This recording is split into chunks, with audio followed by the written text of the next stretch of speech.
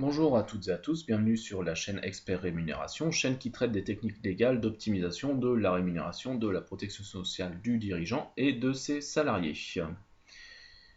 Je vous invite d'ailleurs à télécharger la liste des 25 techniques d'optimisation de la rémunération et de la protection sociale du dirigeant. Dans cette vidéo, nous allons aborder la prévoyance de l'avocat. La CNBF, Caisse nationale des barreaux de France, est la caisse de retraite et de prévoyance des avocats. Il convient donc de distinguer le régime de prévoyance, arrêt de travail, invalidité, décès, du régime de retraite.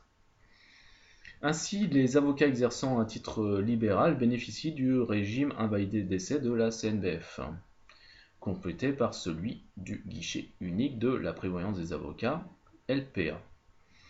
Les avocats salariés, quant à eux, bénéficient des prestations maladie, invalidité et décès du régime général de la sécurité sociale. L'avocat qui est dans l'impossibilité totale d'exercer sa profession, temporairement, peut bénéficier de prestations journalières. D'une part, du régime LPA. Pendant les 90 premiers jours d'impossibilité d'exercice de la profession, l'avocat de moins de 70 ans reçoit une indemnité journalière de 61 € avec des délais de franchise différents en fonction des cas. À partir du 31e jour en cas de maladie, et à partir du 8e jour en cas d'accident, et à partir du 1er jour en cas d'hospitalisation. À savoir qu'aucune condition de durée d'exercice de la profession n'existe dans le régime LPA. En revanche, les avocats ayant exercé moins de 12 mois et ceux nouvellement inscrits de plus de 65 ans en première année de fonction se voient imposer une durée précise d'indemnisation. 420 jours pour une même maladie, 442 jours pour un même accident ou 450 jours pour une même hospitalisation. Ces prestations peuvent être complétées dans le cadre d'un contrat relais souscrit par le barreau. D'autre part, le régime CNBF. À compter du 91e jour, l'avocat ou l'avocat stagiaire qui se trouve dans l'impossibilité d'exercer sa profession reçoit une indemnité journalière de 61 € s'il justifie être inscrit au barreau lors de la cessation de son activité et avoir exercé la profession pendant au moins un an. La cessation d'activité doit avoir pour cause une maladie contractée ou un accident survenu après l'inscription au tableau ou sur la liste de stage. Elle doit être totale. Elle est versée sur une période maximale de 1095 jours, soit 3 ans.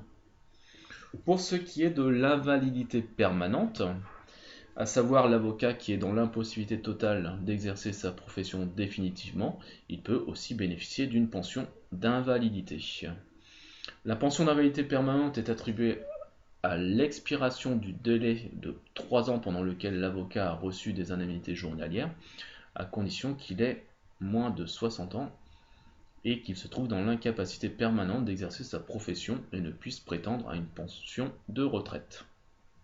La pension d'invalidité permanente est égale à 50% du montant de la pension entière pour les avocats ayant exercé leur activité pendant une durée inférieure ou égale à 20 ans, et 50% de la retraite proportionnelle de l'avocat qui a exercé son activité pendant plus de 20 ans. Mais pour savoir réellement le montant sur lequel il faut tabler, je vous invite à faire bien sûr une simulation.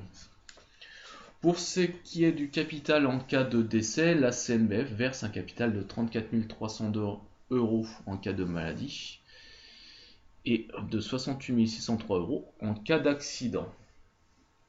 Prenons donc un exemple. Un avocat qui aurait créé son cabinet en 1990 et qui aurait un revenu de 2000 € par mois. Il n'aurait le droit à rien pendant 30 jours, puis il aurait le droit à une indemnité du régime obligatoire de 1830 € par mois, et ce pendant 3 ans. Et enfin, une rente d'invalidité de 558 € par mois jusqu'à sa retraite s'il ne peut plus exercer son activité.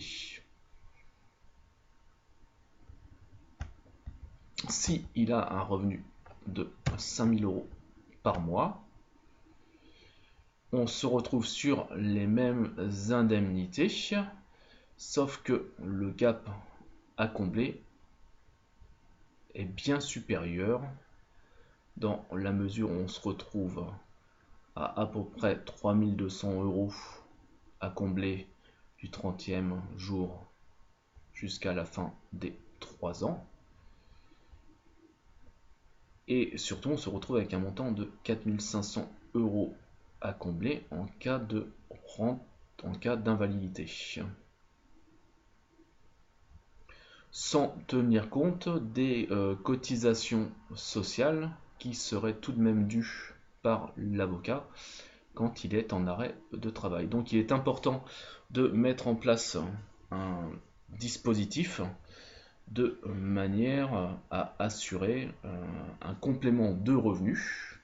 Alors, complément de revenus en cas d'arrêt de travail, c'est-à-dire d'indemnité journalière, et aussi un revenu de manière à indemniser les frais généraux, à savoir les cotisations sociales, les frais de bureau, de location, et ainsi de suite.